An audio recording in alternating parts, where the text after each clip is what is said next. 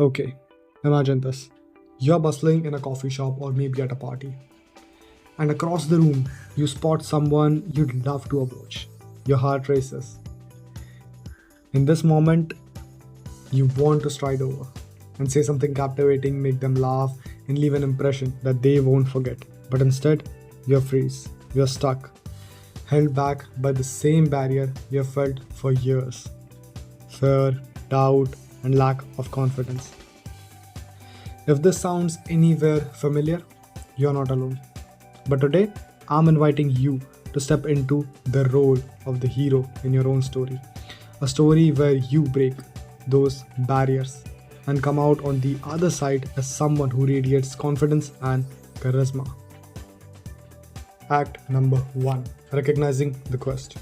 So, right now, you're at the starting point of your journey. So, like any hero, you have an obstacle to overcome, a struggle with approaching people, with making connections that actually feels real, and with showing your true confident self.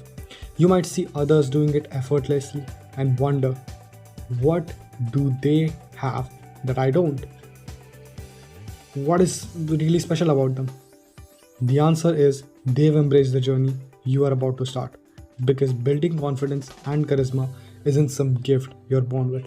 It's a skill that you develop, it's a muscle that you train. Act number two: entering the training ground. Before you can charm others, you need to face the first step in the journey: building true inner confidence. Think of it as preparing for battle. Charisma and presence aren't just outward acts, they're reflections of how you feel about yourself. Start with small daily actions that build self belief. Practice eye contact with strangers. Like, don't randomly just stare in their eyes, but try to make eye contact when you're having some normal conversation, when you have greetings with the strangers, offering a smile, or maybe holding your head high. These are the small acts of self-belief that builds confidence over a long period of time. These are the small acts, but they're powerful. Like any hero's training, they build your foundation. You're no longer waiting for confidence, you are actually creating it. It's compounding over time. Act 3: the tools of connection. Now that you've gained some inner confidence, it's time to approach your first real challenge: breaking the ice. This is where a lot of people get stuck, but think of it as a doorway. Once you pass through it, there's whole world of connections waiting. The trick is to keep it simple and genuine. When you approach someone, comment on something relevant to that moment. Don't just randomly start the space conversations or about the book that you read 5 years back. It could be as easy as some random thing. Like, if you're at a coffee shop, talk about the coffees. That's an interesting coffee choice. Any good? The point isn't to be flashy or impressive. It's to show interest and authenticity. You can have like the random book recommendations if the particular person, like the opposite girl or boy, is reading books or reading some sort of blog or something. Then you can ask for the book recommendations. That's fine. But you have to understand that these moments of connections don't require a script or rehearsed line. They require for being yourself and staying curious. Each interaction you start is like a stepping onto a new path of the new part. Like, it's every small conversation you're building your comfort level. You'll only learn this with trials and errors. You have to do it over and over until you are really good at it. Act 4: staying engaged. So once you've broken the ice, it's easy to think that you need to be on all of the time, saying witty things, keeping the energy high. But here's the secret: true charisma isn't about impressing people, it's about making them feel seen and valued. Studies have shown that people are drawn to those who show genuine curiosity in them, not to yourself, not in other things, not in the books, not in Marcus Aurelius' quotes or philosophy, but in them. So ask questions and listen and follow up with something that shows you are engaged with the things that they are saying. Ask questions. When they give the answer, ask more about it. Go in detail. But to the point that it is comfortable. When they tell you about their word, ask what's most rewarding part. It's these small thoughtful questions that makes the person feel connected, and each question you ask is like a new chapter in the story. And as the hero, you're gaining the strength with these conversations. Act 5. Owning the hero's charisma.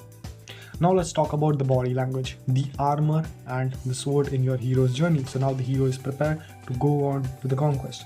Now you need a armor and a sword. So you may not realize, but how you stand, your eye contact, even the way you nod as someone speaks, all it conveys charisma.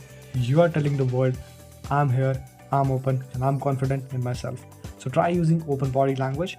Keep your arms crossed, maintain a relaxed stance, and make eye contact. This non-verbal communication is a powerful tool in your arsenal.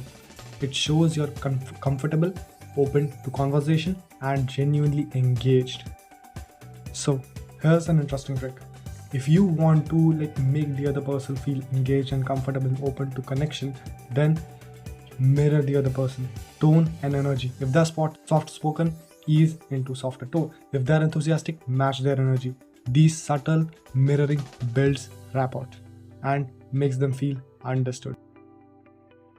Act number 6. Facing the fear of rejection. So as you continue, you'll face setbacks. Maybe someone won't respond the way you hoped they would. It's normal. It's part of every hero's journey. But instead of seeing these moments as failure, view them as new practice. Every setback is building resilience. So next time, you'll be prepared for that. Rejection isn't the reflection of you. It's often a reflection of the other person's state of mind or circumstances, possibly in a lot of cases. So with each attempt, you're refining your confidence, resilience, and charisma. So remember, every great hero faces challenges. It's how they grow. So let's recap your journey. You have started with small steps, building inner confidence. You have practiced simple, genuine ways to break the ice and learned to keep conversations alive with curiosity and attentiveness.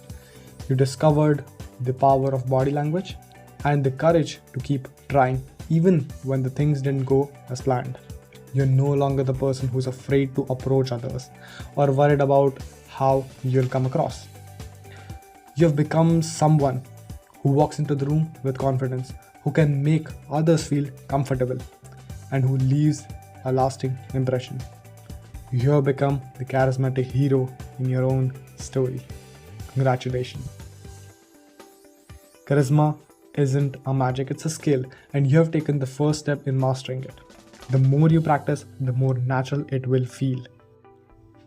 And soon, approaching people will become your second nature. So next time, when you are in the coffee shop or at the party, remember, you are not just another face in the crowd. You're the hero with the power to connect, engage, and inspire. So take a deep breath, go out there, and let your charisma shine. The world is waiting to meet you. See you in the next one.